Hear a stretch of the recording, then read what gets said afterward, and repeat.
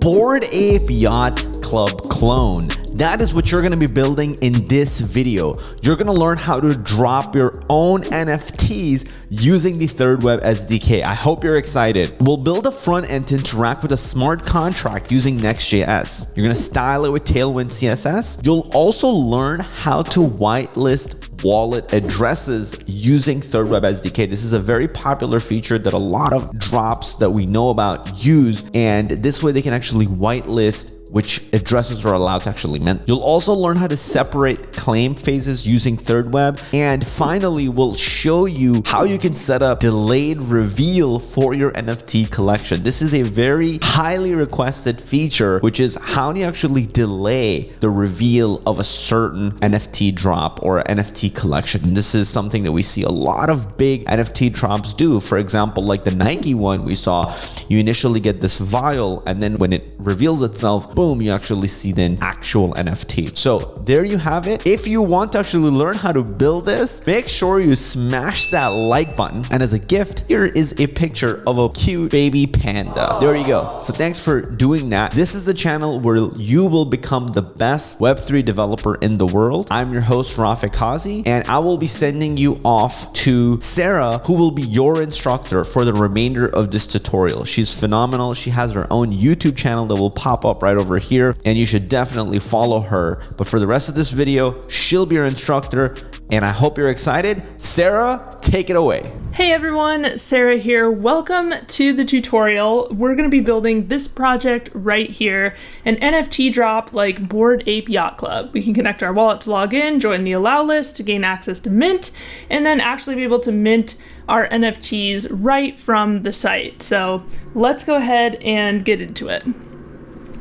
We're going to be using Thirdweb for this, which is a powerful developer tool for Web3 developers. So we'll go ahead and start building, and we'll connect our wallet. And we're going to choose releasing a drop. And we do have our wallet connected here with the Rinkeby test network. So we're going to choose release a drop, and then we'll choose NFT drop right here.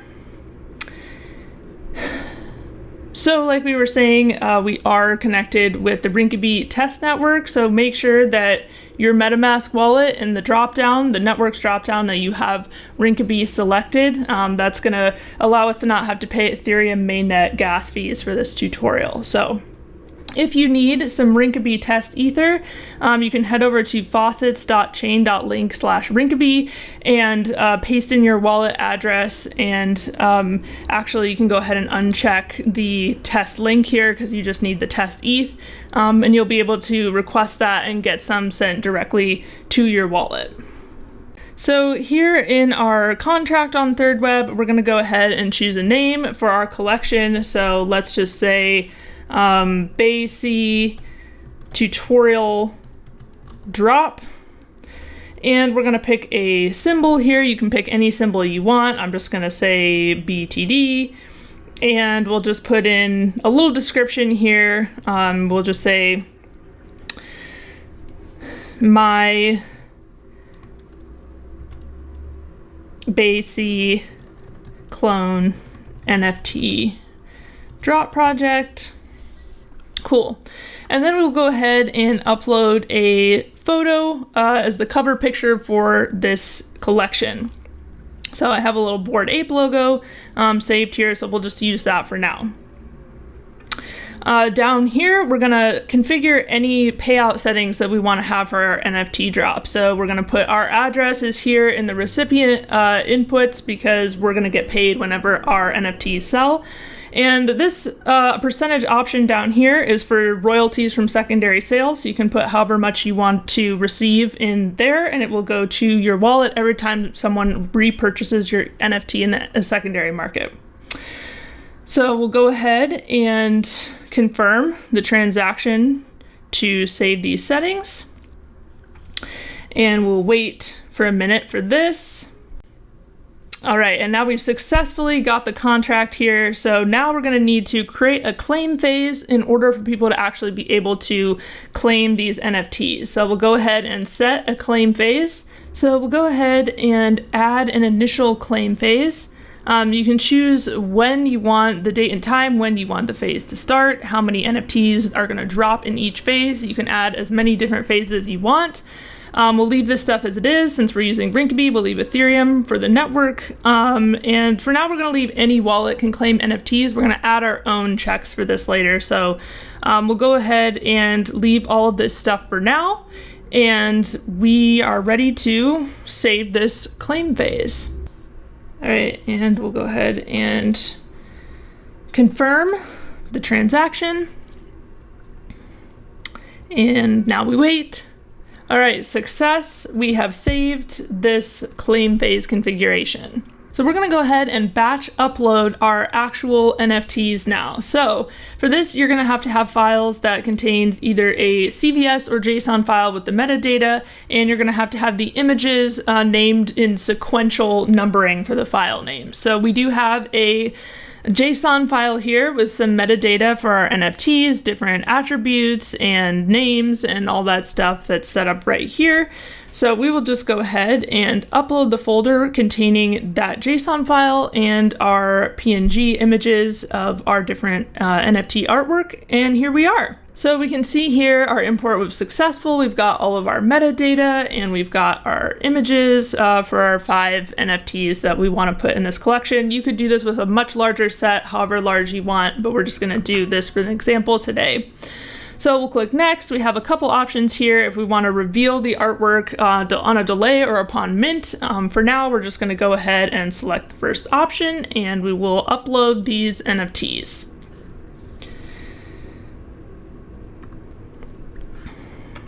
All right, and then once again, we're gonna go ahead and confirm the transaction here. All right, so that was successful. Now, if we go over to the overview for our contract, we can see we have a total supply of 5. None of them are claimed yet, and we can see all of the content that we just uploaded is present right here. And if you want to check out some more info on this, you can look at the Thirdweb docs on their NFT Drop contract. All right, let's head over and get into some code. So I'm going to pull up a terminal here and just go into my projects folder. And then I'm going to run the command npx create next app. And this is going to, similar to like create React app, this script is going to generate a ready-made Next.js project. So I'm just going to name this like NFT, maybe like BAYC NFT Drop tutorial. And maybe if I spelled it right, that would also be nice. All right, we'll let that run. Okay, when that finishes, we're gonna go ahead and CD into the project. And then we're going to install a couple packages that we're definitely going to need for this build. So we're gonna install Thirdweb, Dev SDK, Ethers, and Airtable, as well as Tailwind CSS. So that's probably gonna take a second, so I will see you in one moment. Oh, and we're actually going to realize that I misspelled Airtable again. So if we fix that and run this command, now I'll actually see you in a second. Okay, now that that's done, I'm gonna go ahead and just say code space dot, and that's gonna open up a VS Code window for us with this project. So I'll just move these around a little bit so we can see everything a little bit better. We can see it's generated our project files here for us. And there actually are a couple of other packages that we're going to need to install really quick for the Tailwind configuration. So we'll just do npmi post CSS auto prefix. And then we will run the Tailwind init command, and we will see that that has generated a couple of Tailwind configuration files for us over here in our project. So in the Tailwind config file, we'll go ahead and just paste in the file path that we need there in the content array in the config and save that. So now we're ready to go with Tailwind, and we can go ahead and add these tags to the global CSS file. So now we can use Tailwind throughout our app, which is going to make styling so much easier. So let's move this stuff again so we can see it a little bit better. And in fact, I'm going to go ahead and just open up a terminal here in VS Code so we can just see that on one side of the screen. So now we'll just run npm run dev to go ahead and run this project. So we'll wait for that for a second, and then we can go ahead and open up a browser window here. And we'll just go to localhost. There we are. And we can see we have a working Next.js project here in our browser ready to build. So let's check out some of these files. We'll head over to index.js. This is kind of the main page that we're seeing displayed here. And we're going to go ahead and make some changes in this file to start with. So let's create a variable to store our MetaMask address, because the first thing we're going to need to do is be able to log in with our MetaMask wallet like we saw in the demo. So we're actually going to need to go ahead also and install another package to be able to do this. So we'll just install that really quick. Okay. And then we will import this use address from the package that we just installed, Thirdweb Dev React. And we're also going to implement connect with MetaMask from this package. Use MetaMask. And just go ahead and add that up here to the import. All right, and then we're also going to use disconnect as well. Disconnect equals. And then we'll need to import this also from Thirdweb Dev. Use disconnect. All right, now if we come down to our main component area here, we're going to go ahead and wrap all of this in JSX fragments. So we'll just do like that and move this one down, so that we can go ahead and conditionally render this content here. So we want to say if there's an address connected, then you'll be able to see this main page content. If not, then you're going to see our little login button here, which we're going to create in the second part of this block. Else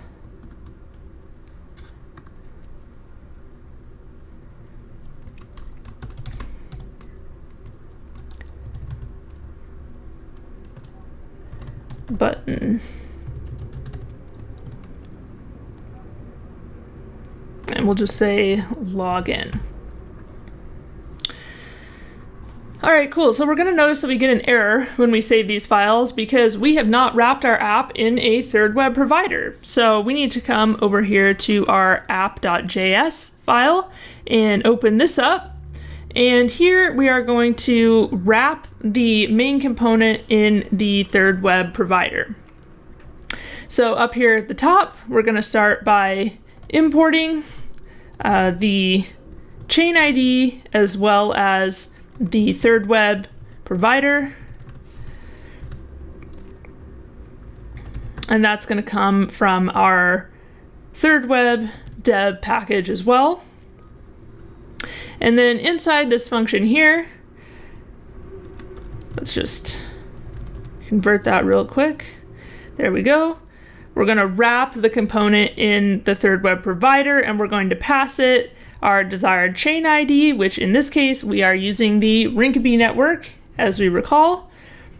So oops, dot Rinkeby. There we go. And then we're going to also pass in the chain RPC, which is required for our chosen network.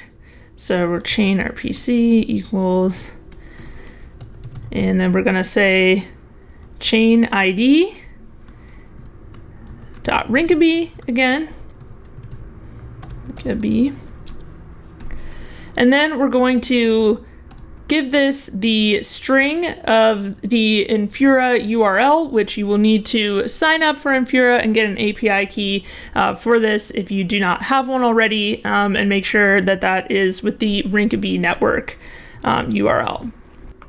Now, when we save this, all right, and we get an error, use disconnect is not defined. Okay, come over to our index file here, and I misspelled disconnect, so that's definitely not going to help.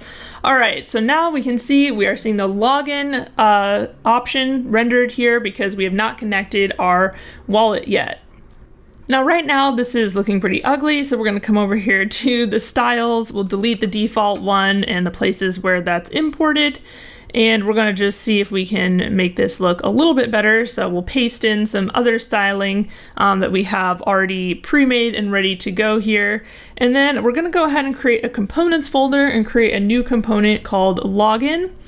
And this is just going to help to make the styling a little bit cleaner and make the code easier to read. So we're going to break this out into its own component and use Tailwind to give it a class name wrapped in a styles object that we can access inside the component. And it's going to pass onClick login function as props. All right, so coming back over to our index.js file, now we're going to go ahead and use that component right here, and we're going to import that up at the top. All right, let's take a look at this. Well, first, let's also add in our login onClick prop here. And we're going to call connect with MetaMask when the button is clicked in the component. So let's save this, and there we go, already looking a little bit better at this point. And actually, let's just go ahead and go over here in index, and let's just get rid of all this default boilerplate stuff that's in here so we can see this a little bit easier. So we'll just delete that, and we'll put home page in here so we can just kind of have better view of this. All right, so let's come back over here. I'll move this so it's easier to see. And here we go. All right, so if we click connect with MetaMask, we'll see our MetaMask wallet pops up, and we can go ahead and connect our wallet. And once it's connected, we are taken to the home page view. So we can see that that's working. The conditional rendering works, but it still looks pretty ugly. So I have a few styling things that I'm just going to paste in here really quick to use Google fonts throughout the app and start making this look a little better. And then some other Tailwind fonts that I'm going to put in a styling object here in index and start laying out a little bit of kind of the overall look of the different sections that we're going to have for this app, so we can start getting some things in place here. Okay, so we're going to have some claim phases. We're going to display our NFTs, and let's go ahead and make a header really quick so we can start building in some of the actual functionality that we need. So I'm going to use a logo, which I have, again, a nice Bored Ape Yacht Club logo that I'm just going to put here in this image that I'm going to be using from the Next.js built-in UI components. Some different menu options for the header. All right, so this is starting to look a little bit better, a little bit more on theme. We've got some header options, we've got the logo. We know that we're going to have some different components in here. So let's start building those out. I'm going to go ahead and just comment this claim phases component or claim phases div out for now, and we're going to break out a hero component here real quick because I do have a description and some stuff about the project to paste in here. We'll just import that. Again, looking much better.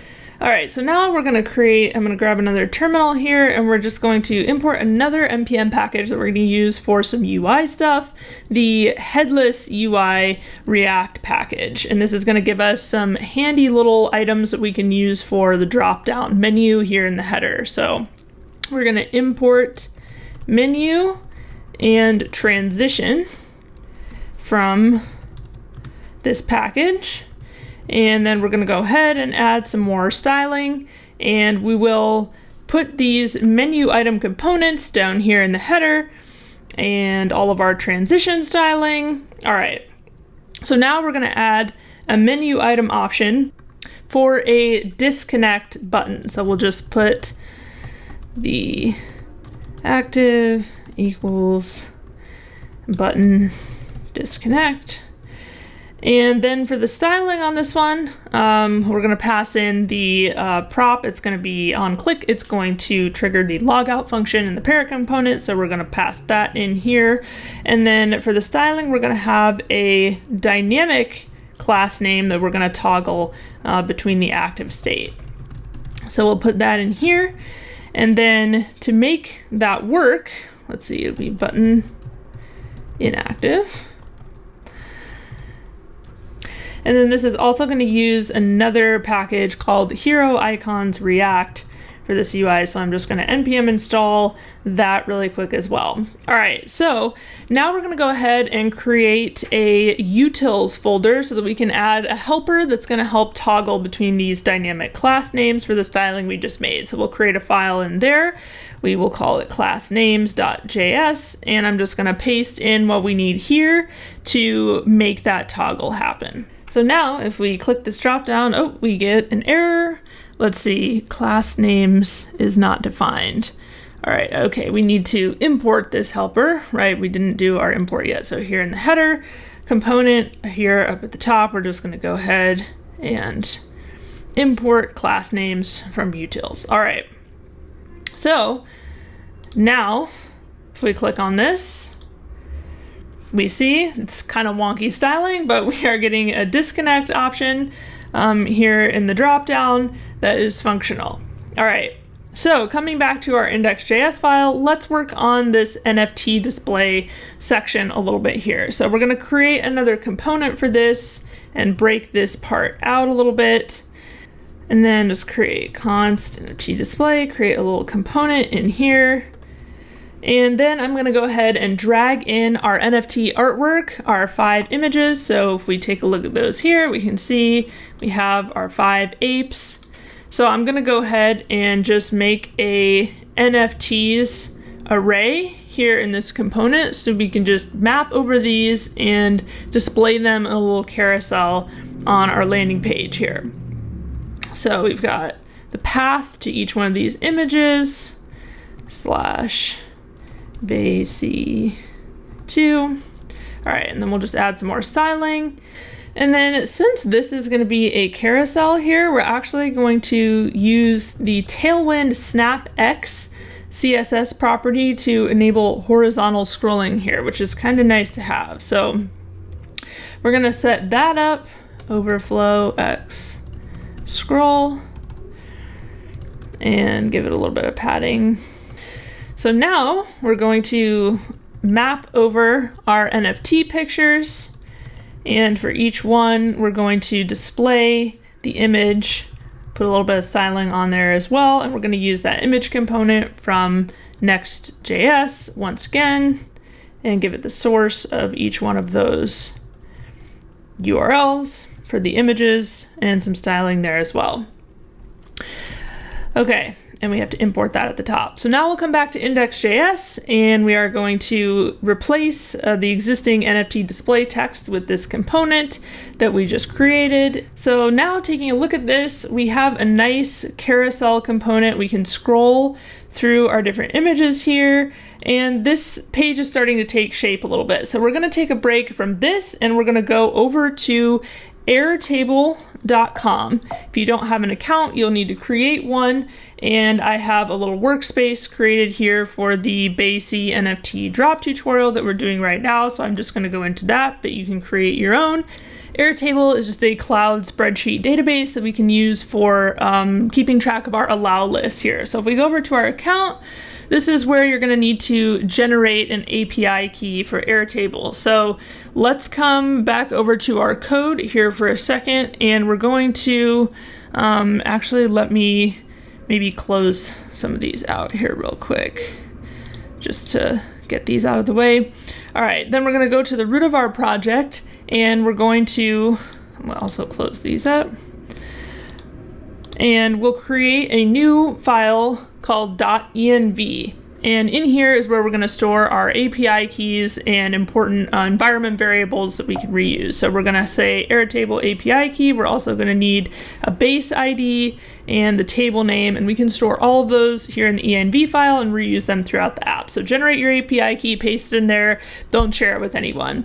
Then we're going to go to this need help tab right here and go down to API documentation at the bottom, and right here it's going to show the ID of this base. So you're also going to need to paste that into your env file as well. So we're going to come back over to the header file, and we want to create a way to actually join this allow list and add a record to the Airtable that we just set up. So we're going to come to where we have this disconnect button, and I'm just going to copy that and create another menu item in this drop down just like this, but this time this one is going to be for the join allow list. So we're going to make the button join allow list, and it's going to trigger the function join allow list on click. So this component is now going to expect also a join allow list prop, and then over in Index.js we're going to pass that into the header component join allow list, and then we're going to need to actually write that function here in this component in the parent. So we're going to say const join allow list async arrow, and we're going to set loading state in here since this is an async function. So we're going to say set loading true, which means that we're going to need to hook into the React use state hook to set this loading state. So const loading set loading equals use state, and we'll default to false. And then up here we're just going to need to go ahead and import that use state hook from React.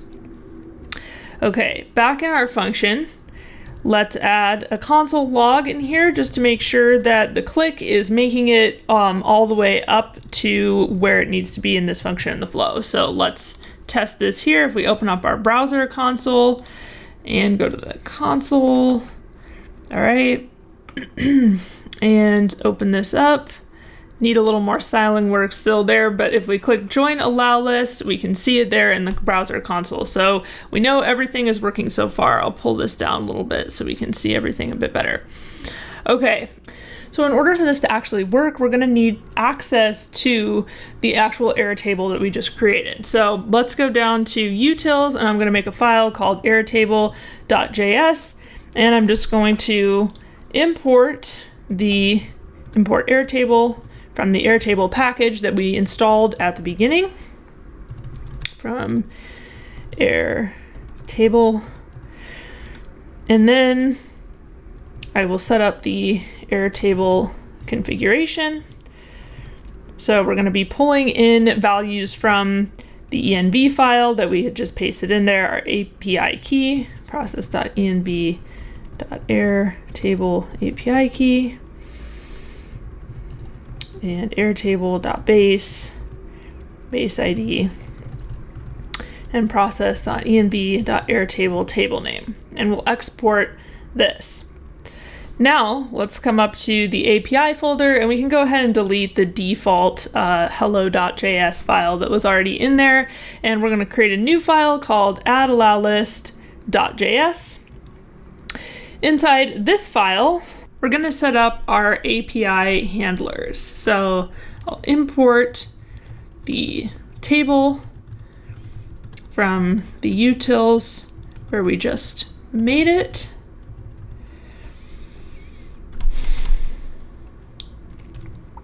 And then export default. And we'll make a handler function. And inside the try block, we are going to await the results from table.create, and we are going to give it the field address.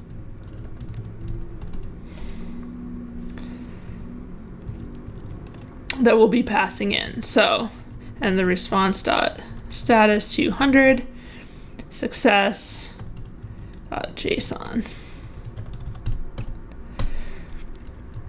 true. And we'll put a message that says user added to allow list. Okay. So we have a handler for this. Let's come back down to utils. Let's create a file called allowlist.js. And in here, we're going to set up our actual fetch call. So we'll make a large function called export const use allow list that's going to contain the different ways we can interact with the allow list. So we're going to do const join allow list. And this is going to be a call to the add allow list endpoint that we just set up. It's going to be a post request that's going to pass along the address, and the success is going to await a response and return true.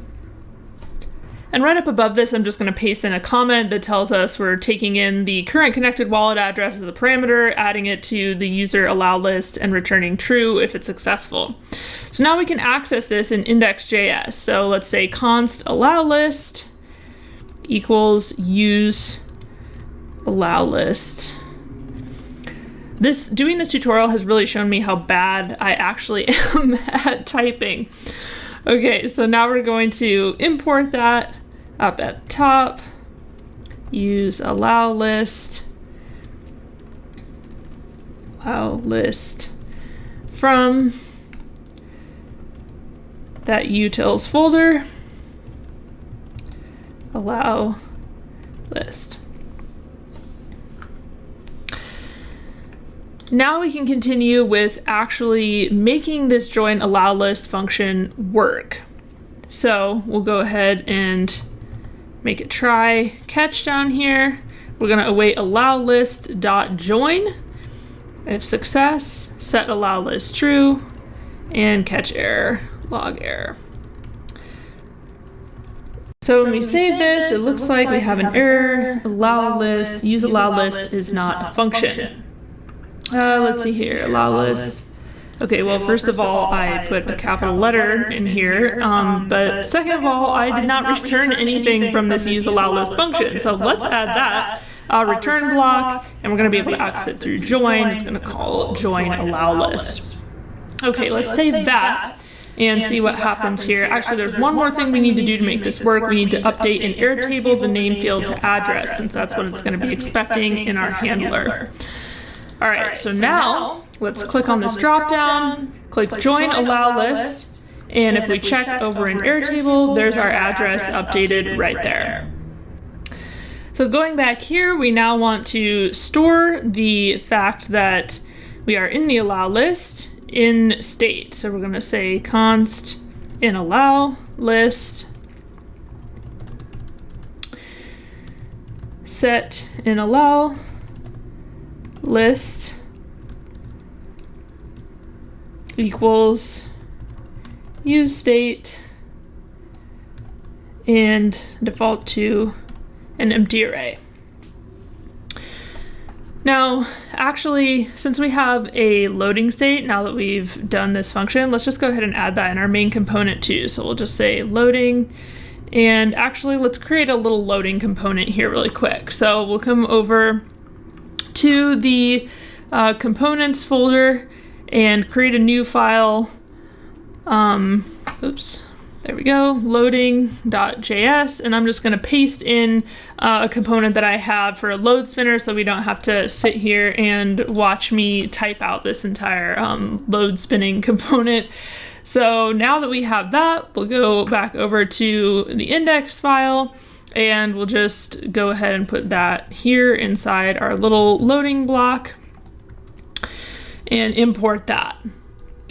Now we're going to start making some changes in the hero component. So we're going to put some options down here where we can start actually interacting with the NFT drop contract that we've set up with Thirdweb. So to be able to access that, we're going to need to set that up.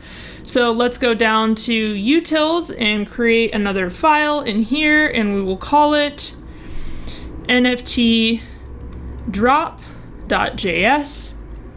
And in here, we are going to need to import the Thirdweb SDK and get a new instance of the Thirdweb SDK. We're using the Rinkeby network, and we want to access our NFT drop through the SDK. So we're going to pass in, once again, a value from the env file, public NFT drop address, and we're going to export the NFT drop contract that we now have access to. And to get this public NFT drop address, you're just going to go back over to your Thirdweb dashboard, and the contract address is right there. You can just copy it, paste that into your env file, and pass it into the Thirdweb SDK so we can now interact with this NFT drop contract. All right, so back in Index.js, we're now going to get an instance of this set up. So we're going to say const NFT drop equals use NFT drop, and we're going to again pass in our NFT contract address, and that use NFT drop function can just be imported here from the Thirdweb dev package. Okay, in the API folder, we're going to need another new file, get nftdrop.js. And here we're going to set up a handler function for interacting with the contract. So we'll import nftdrop again, and just export a handler function here. And then we're just basically going to get all the metadata about this NFT drop that we need to display. So we're going to say const claimed equals await NFT drop dot get all claimed, and we're just going to grab the total, the claim conditions, the claim supply, the total supply. We can just grab all this stuff off the contract that we want to display, the price, the phases that we've set up. We can map through those right in here, and then we're going to return all of that in our success response. Now back in Index.js, we're going to set up a use effect hook so that we can actually get these values and pass them into our hero component. So first we're going to make sure that there is an address, turn, and then we'll say const get NFT drop details. And we're going to need a try catch in here.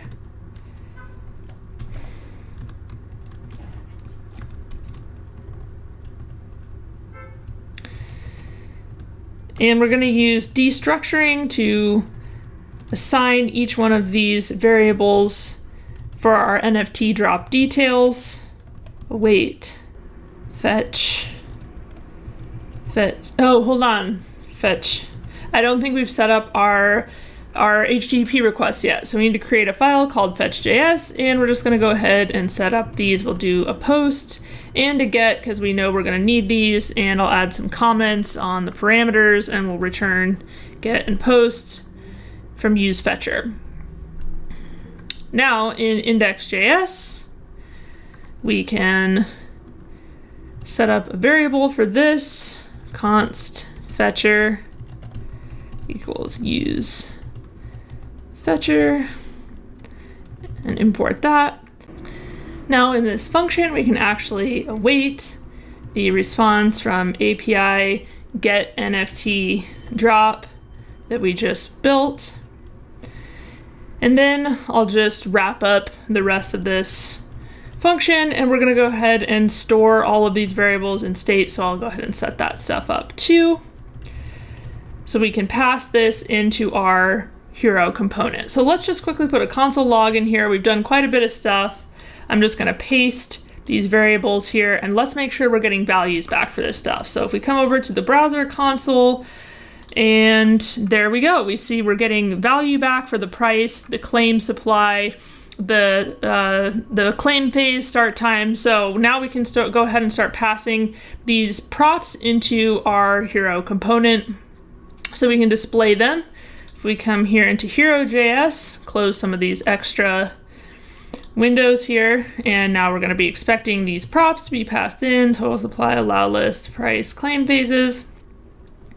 All right, so let's set up a section here at the bottom, and if the wallet is in the allow list, then we want them to be able to see a button to mint.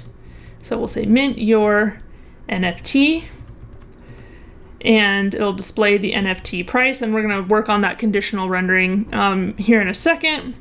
And then we also want to show whether or not there's a wallet connected. We want to show the claim supply and total supply of this NFT collection. So add a little bit more styling here too, just to make this mint button look a little bit better as well. All right, let's see how this is looking. Okay, so we have a button and we can see it's coming back the correct price, 0.0 ETH, and we can see that it's getting data for 0 out of 5 pieces of artwork claimed.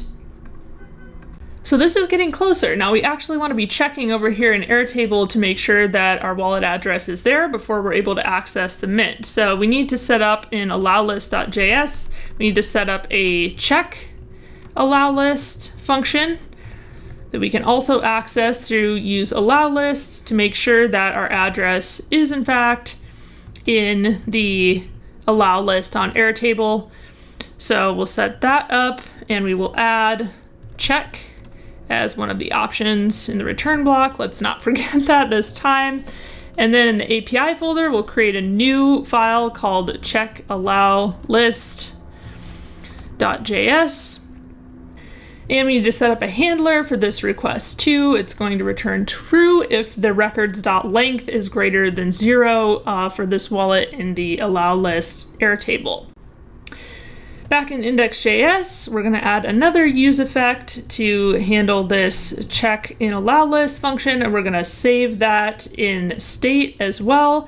Now we're getting close. There's one more piece of this we need in order for this to work. So we need to actually go back over to Airtable. Here in this handler function, we have minted as one of the field names it's looking for. So back over in Airtable, we need to go ahead and change that name to minted. Now if I remove my address from Airtable, we go back, we see that I no longer see the mint button because I'm not part of the allow list. If I join, now the mint button is there. Back in Airtable, there's my address. So we're getting close. We're starting to see things working. So next, we need to go ahead and implement this for the header, the same allow list check, because if we're already in the allow list, we don't really need to see the join allow list option in the header. So we can just quickly use that same conditional rendering. And now we see if we join the allow list and go back up, that option no longer appears for us in the dropdown. Now what's left is mint. So I'll close out some of these extra windows and we'll go over to our hero component and we're going to start actually making our mint function work. So we'll start kind of from the bottom up for this one, and we'll say we want the onClick to trigger the mint NFT function that's going to be in the parent. So then that means we need to go up and add that to our props, mint NFT.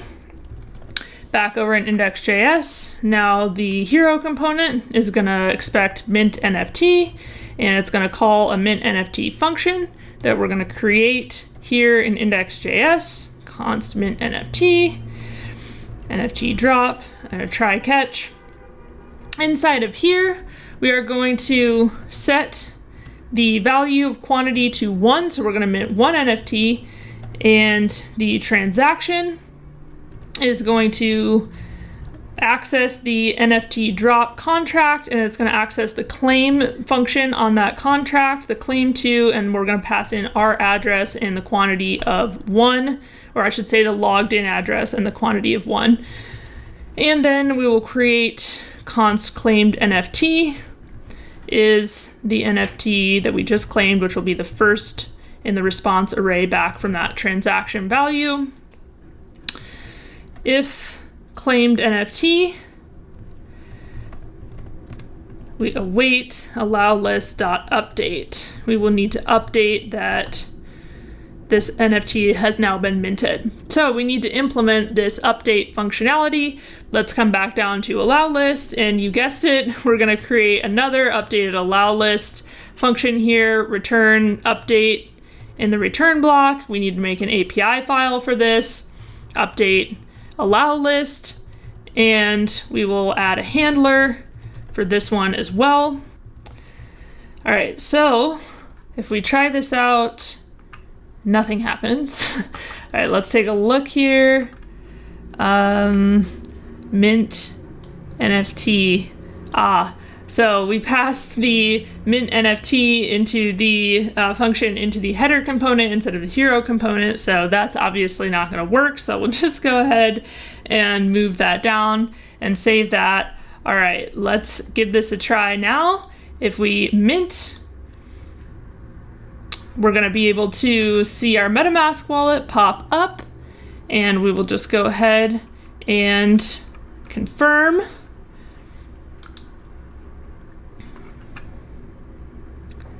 And we will wait for that. And there we go. We can see it updated. 1 of 5 has been claimed. If we go up to our wallet and we just check our transactions, we can see the claim that we just made right there, 0 ETH, because we made the price 0 ETH. If we go to our Thirdweb dashboard and refresh that, we can also see claimed supply of 1, and there's our wallet address right there as the owner of this first NFT. So at this point, this is most of the functionality. We're able to join the allow list and mint, and we don't have those options if we're not on the allow list. So as a quick bonus, we'll go ahead and make it so that we can actually download the allow list if we wanted to. We'll have an admin address with that capability. So in the header.js component, we'll just go ahead and copy another menu item and paste it and make this the download button, download allow list. This is going to follow pretty much the same pattern as these other options have followed. So we'll just go then into allow list.js. We're going to need to add a download allow list. I'll just paste it in so that we can see it there, add that to the return. And then of course, we're going to need to follow the pattern, make the handler get allow list.js, and I'll paste that one in as well. And over here we get an error, is admin is not defined. So we need to actually set up the ourselves as the admin here so that we'll have the option to download the allow list as a CSV. So we need to pass is admin as a prop into the header as well. So we're going to have that download button option. And let's see, in the header.js file, we also need to be expecting that prop here. All right, so now if we click here, we do see the download allow list option. And if we click that button, we are going to see a CSV download. If I open that up, sure enough, there's our wallet address, which is the one address in the Airtable. So that's pretty much it for this tutorial. I hope you're ready to go build your own NFT drop using Thirdweb, and we'll see you in another video.